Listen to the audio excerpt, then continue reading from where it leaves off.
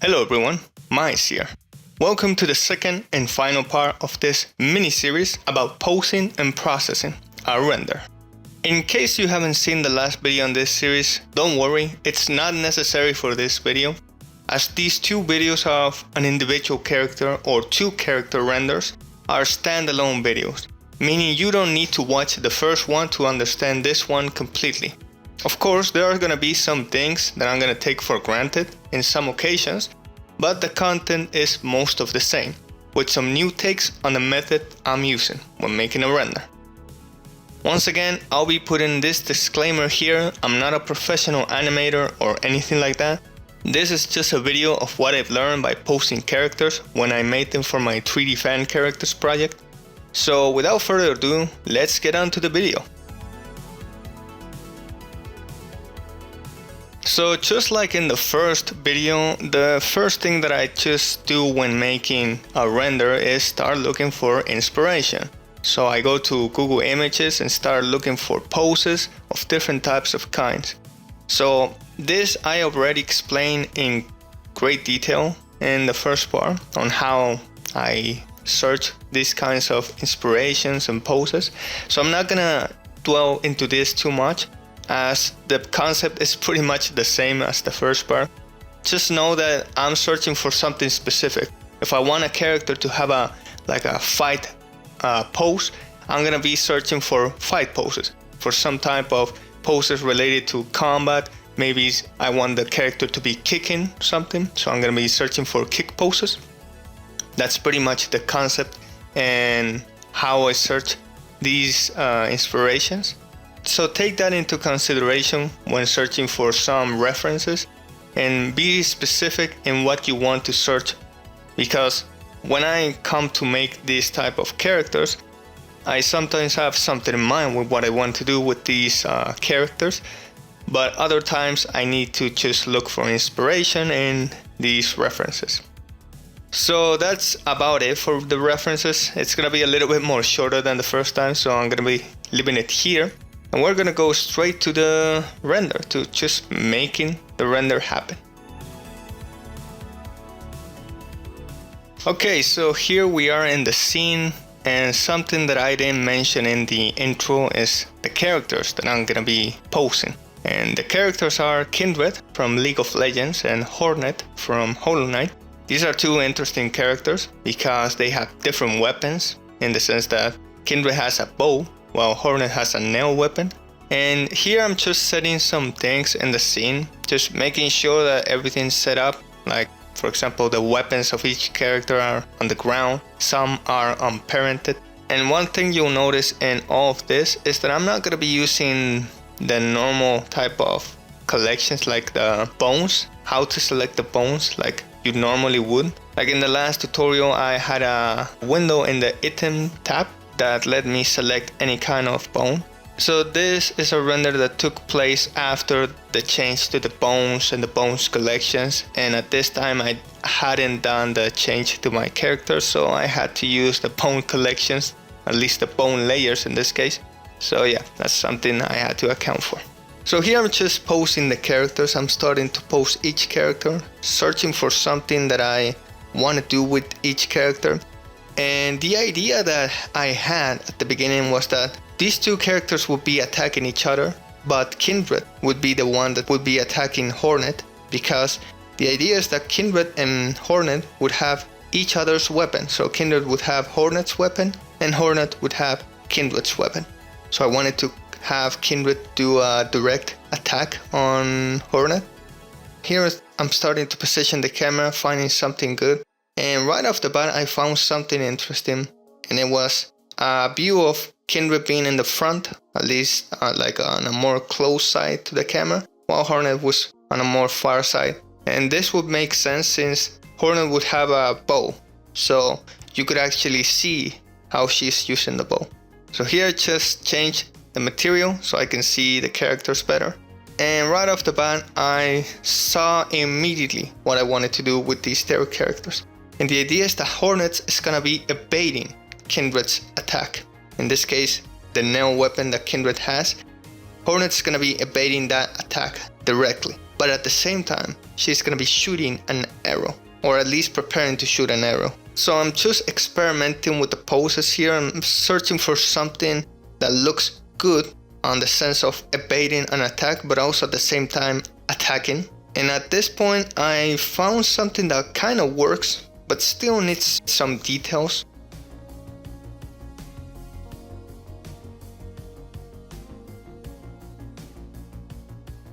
So for example here, I'm just changing some parts of the bones, in this case the torso. Changing how the arm is looking, and in this case I'm changing the position of the arms because Hornet's gonna be aiming the bow. Here I was deciding, well, how is she gonna aim the bow? That's another interesting part, because there's different positions on how you can aim a bow.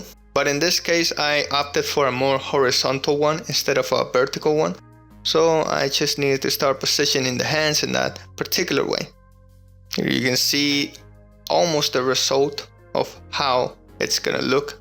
Just that she doesn't have the bow just yet.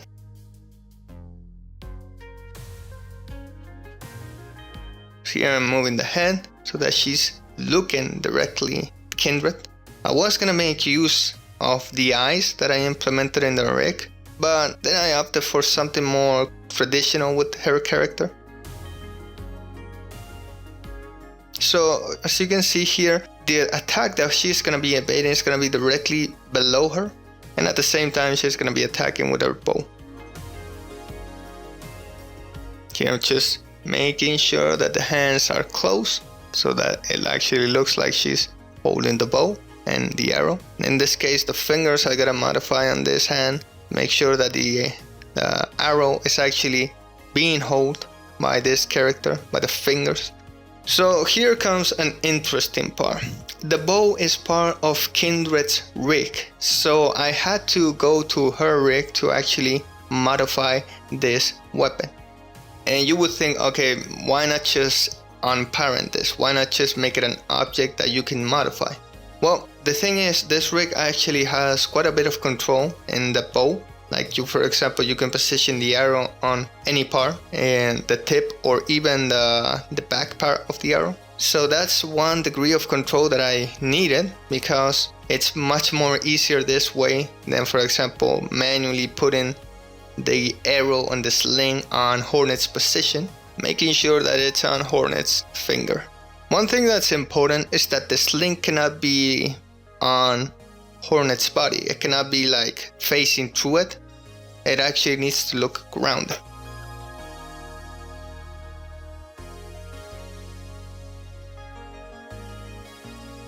So the original idea was the Hornet's gonna be preparing an attack on Kindred. But this idea later changed as I decided it actually would look even better if she already launched an attack. If she already launched her arrow at Kindred.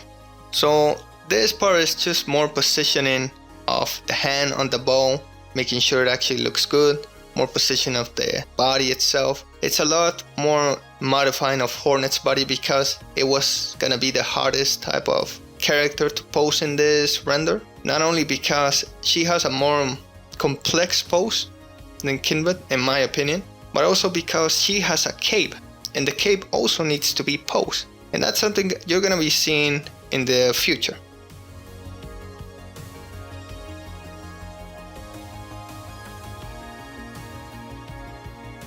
So now we are gonna be posing Kindred. And since the initial pose or the blocking pose, whatever you wanna call it, for Hornet is already done, there are some details that need to be added. But Kindred is the more important part now. And this is an interesting method because when making an individual render, you usually have to focus on one character. But in this case, the method changes because you have to focus on two characters. Now there's a lot of ways to tackle this, like different types of methods. But the way I do it usually is that I like to focus on one character. In this case, Hornet, I focus on her, giving her this kind of pose. And thanks to this, I now realize or now have like a little more idea of what I want to do with Kindred. So a few minutes ago I was saying that Kindred was just gonna be attacking Hornet. Like Hornet is evading an attack thrown by Kindred by the nail weapon she has. But how she's going to be attacking is the part that we're going to be focusing now. So here I'm just modifying the character, and I wanted to just have this impression of this pose, and just have this pose for Kindred that she's giving it her all on this attack, like she's throwing herself to Hornet for this attack. And that's the idea behind this pose. So you can see that this hand is the one which would have the nail weapon, and she's basically just throwing the weapon on Hornet. At least that's what I was visualizing with this. So I realized, okay, that's looking quite good, but I need to start working on the legs. I need to start modifying them so it actually feels like she's giving it her all in this attack. So this is just modifying the legs, trying to find something that makes sense, that just looks good. So here's something I had in mind. One leg is giving her an impulse of sort, and the other leg is sort of showing the knee position.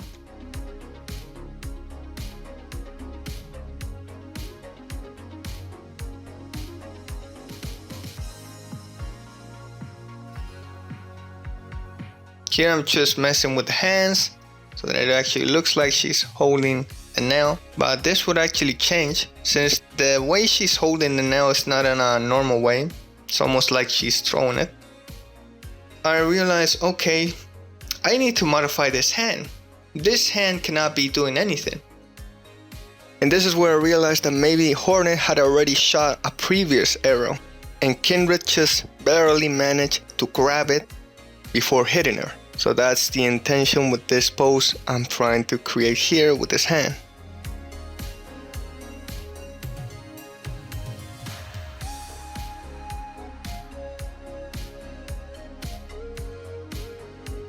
So here I'm just positioning the camera, see what works, trying to maybe change the rotation to see which one will look better. I think it was at this point that I found like the perfect camera position. It still needs some work in some other areas. So here I'm starting to position Hornet's weapon on Kindred's hand, make it look like it's attacking. So here I realized, okay, this needs to be in this angle for it to make sense. So I knew I was gonna have to move Kindred's hand a little bit so as to adjust it to where the position is. So you can see here that the position of the entire body and everything is like, it's weird. They're not even facing each other. But in the camera, it looks good. It's all an illusion at the end of the day. And this is the case for many, the renders that I didn't have, the characters weren't facing each other per se. In the camera they were, but outside of the camera, that was another story.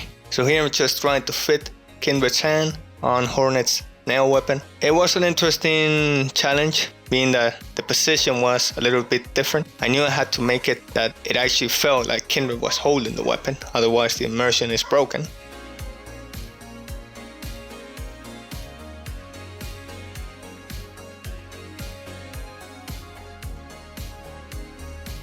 It was at this point that I realized, okay, this is a nice position.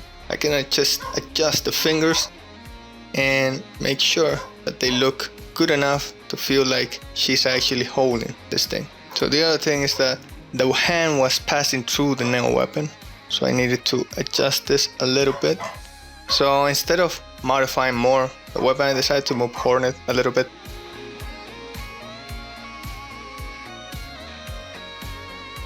So here I just decided to make Hornet's weapon a child of Kindred's hand so I could move it and position it better. Because I realized, okay, I'm not gonna get anywhere just the way I was doing it. So I'm just gonna move the entire hand. So this is one pose that had an interesting evolution because at this point the hip was just looking a little bit weird. Like I didn't really like this type of hip. So there were some things that I needed to change, like for example, or maybe she has to be more in front, like maybe I need to change the whole torso to a different position.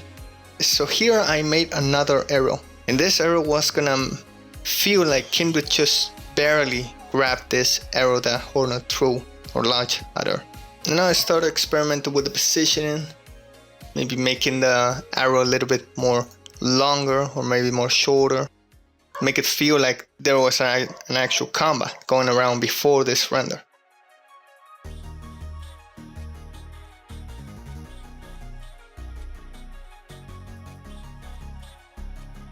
So this is the part where I realized, okay, I want this arrow that Hornet was shooting to feel like it was actually shot and not that she was preparing to shoot it. So I started fixing the hand, give it the feeling that she already pulled the arrow. Here I'm gonna move the sling a little bit to make it feel like it was actually shot. So the position was gonna be right over there. So there I found like a good position for the sling. So here I started modifying the arrow because it didn't feel like it was actually shot from the bow. It felt like it was actually flying, or like it was shot in another completely different direction. Trying to see which position suits the arrow best. Make it feel like it was actually going towards Kindred, but she dodged it. Here I started modifying Kindred's shoulder to actually feel like she was throwing the nail weapon at Hornet. And also a little bit modifying of the fingers in this case, the one we're holding the arrow, and just general changing of the position of some parts of the body. Here, for example, I changed the hips because I realized this position was a little bit more better than the one that I had. And this is pretty much the process of just any type of render that I made. It's just trial and error. Just try some things, see what works, see what doesn't work, and just fix it. At this point, the render, the poses at least for the characters are pretty much finished. Like they are the final ones. At least there are some variations in the final ones, but these are like the final ones. So I started messing with Kindred's hair and ears to give the feeling that she was actually moving towards that direction and not that these hairs that she has are just static. So just messing around with that, trying to find the correct positioning and taking into consideration the pose that she has. Also what works best in the camera. That's very important. Always take into consideration the camera and how it's pointing, because that's quite important. You want to make sure that everything looks good in the camera. Anywhere else, it can look horrible, because this is just going to be a shot taken from the camera, nowhere else. Unless it's an animation, in that case, some things have to change. But for a render, it's not that big of a deal if it's looking only well on a camera.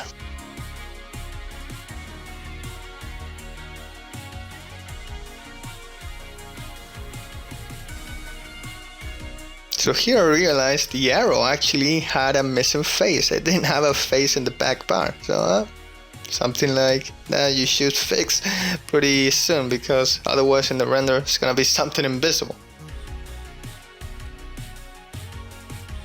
And now it's just some general modifying of the legs as well. Try some new things, you know.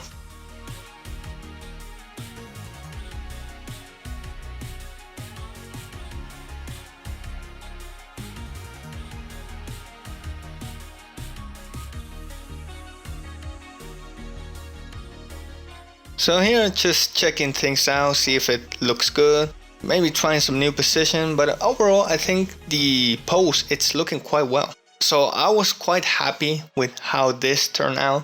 There were some small things that maybe had to change, but overall making some changes or even reverting to the old ones, I was just figuring out things if there were better poses. Okay, this is pretty much done. Now I need to start working with the cape. Hornet's cape, and this was a challenge because the cape is gonna be deformed in an interesting way, and that's such a pain to do because you have to have a lot of control for this part to make sure that it actually looks good. So here I'm just trying to throw things out in the wild, just throw the bones that control the cape out in the wild and see what works. I wasn't going for something specific, I was just trying some new things, see what works, see what doesn't work, and just find an overall position to the capes that would make sense.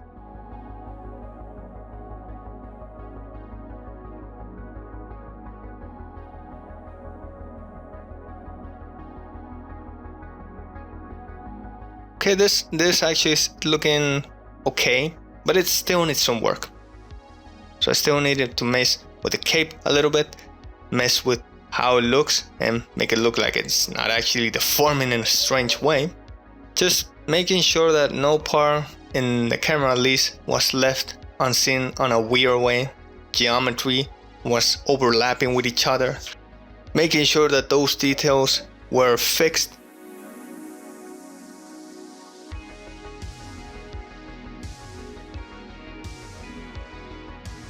And here I arrive at a pretty good positioning of the cape.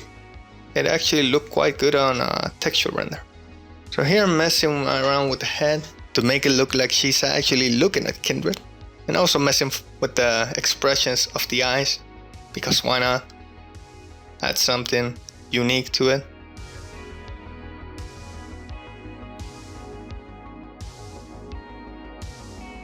So the pose is already finished. This is the pose that I arrived and I was pretty happy with it.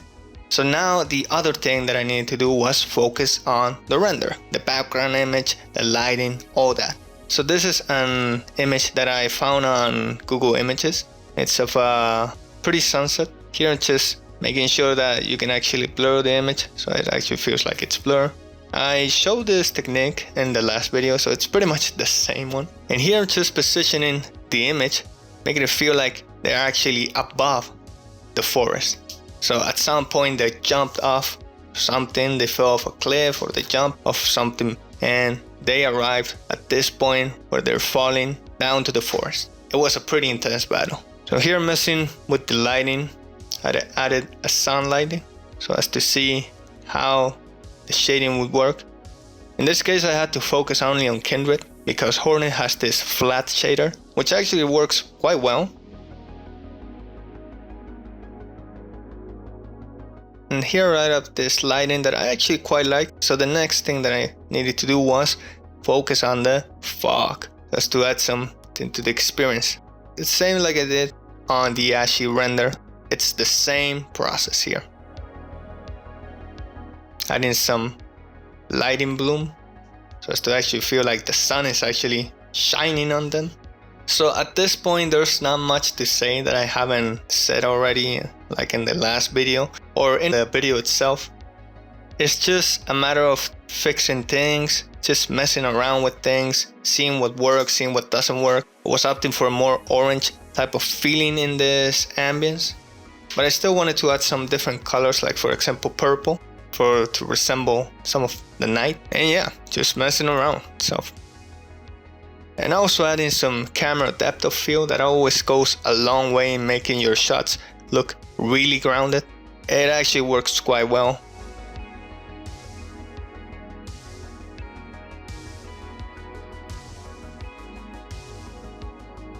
Here I was messing a little bit with Kindred's hips. It was actually deforming in a weird way, so I changed it a little bit. And some more lights, and yeah, that's pretty much it. That's the process. Here you can see I'm rendering base image and it's actually looking quite well. I actually quite like the result. So that's pretty much it for the process that I had. It was an interesting one because it featured two characters, but overall the process in relation to the first one can be a little bit more of the same, but you have to account for two characters. So some methods on how to focus on which character, when to focus on which character, change a little bit. Now, unlike the first part where I showed the progress of the render in different images, I didn't do this for this one, so that was a mistake on my part because I was just so in tune with the poses that I didn't feel the need to actually render multiple times how it would look. This is the final result and I was happy with it. Now, this may change with other renders, but just know that if your render at the beginning is different from the final one, at least in some capacity, then that's good, because you made some changes that were for the better. Usually that's the case, sometimes it's a little bit different. Anyway, that's it for the video. I hope you enjoyed it. As I said, this was a 2-part series and this is the last part related to rendering characters. Now, I may consider making more videos about rendering or posing in the future, if there's enough interest at least, but only time will tell about that. So I leave you with these 2-part series videos about rendering, and I hope to see you on the next video I make. Bye bye.